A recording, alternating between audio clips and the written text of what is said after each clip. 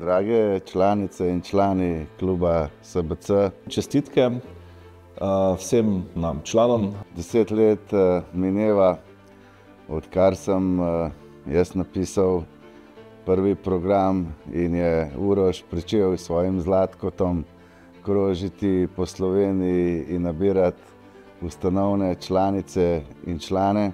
Ja, jaz ne bom nikoli pozabil klica Uroša, Uroša Slaka. Ko je prišel k nam na prvi sestanek, mi je bilo nekaj najlepšega pri njemu, ko sem videla iskrice v očeh. Presenečen sem bil, kje je Uroš mene najdu, zakaj me najdu.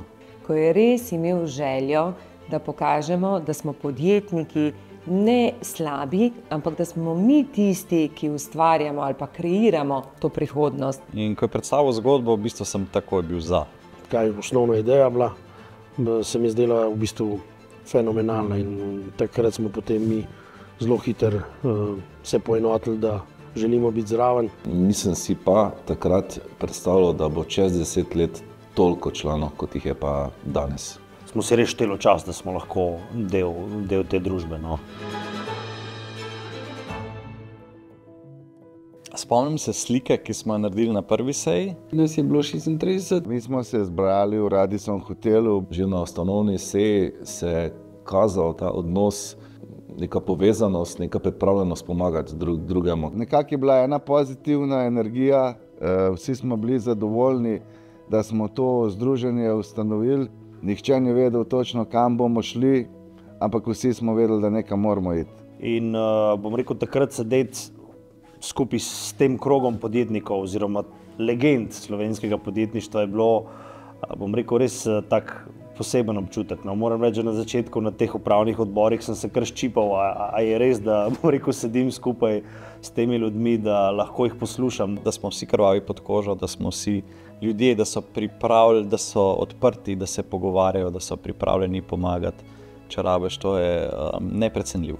Člani so lahko postali osebe oziroma podjetja, lastniki podjetij, ki so šli že skozi neko sito. Se pravi, vedelo se je, da so to dobri, pošteni ljudje, uspešni ljudje, ki so že nekaj naredili in to mi je bilo zelo pomembno. Všeč mi je bila ideja, da se skupaj zberemo isto misleči ljudi, Da bi podjetnike začeli ceniti, spoštovati. Predvsem sem se čutila vredno, da bom imela sogovornike, da ne bom rabila samo ugajati drugim, ampak da bom lahko govorila svoje stališča. Od takrat do danes se je v klubu izvedlo in naredilo veliko stvari. Jaz sem za Marjanom Batagelom in Juretom Knezom tretji predsednik.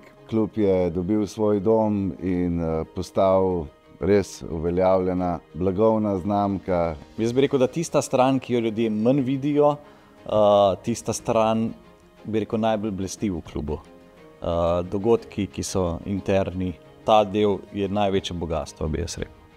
Brez SBC-ja verjetno ne bi toliko nekih novih prijateljev, znancev, kolegov, tudi mentorjev spoznal, kot sem jih.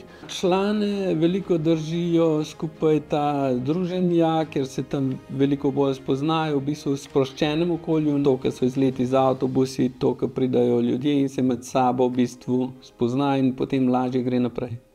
Pogovarjamo se o vseh lepih stvareh. Zanimivo se je srečati vsakič znova s temi možakarji, ki imamo vsak različne ali pa podobne izzive ali pa probleme v življenju. Se kar parkrat spomnim, ko bom rekel, smo se usedli skupaj, pa če ne drugega predebatirali stvari.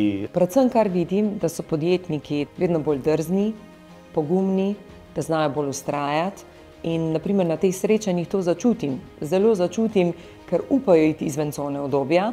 Najbolj sem ponosen na to, da nam je uspelo narediti klub takšen, da se ljudje družijo, da ga čutijo in da smo vsi skupaj, malo nas bo okoli 500, postali ena velika družina.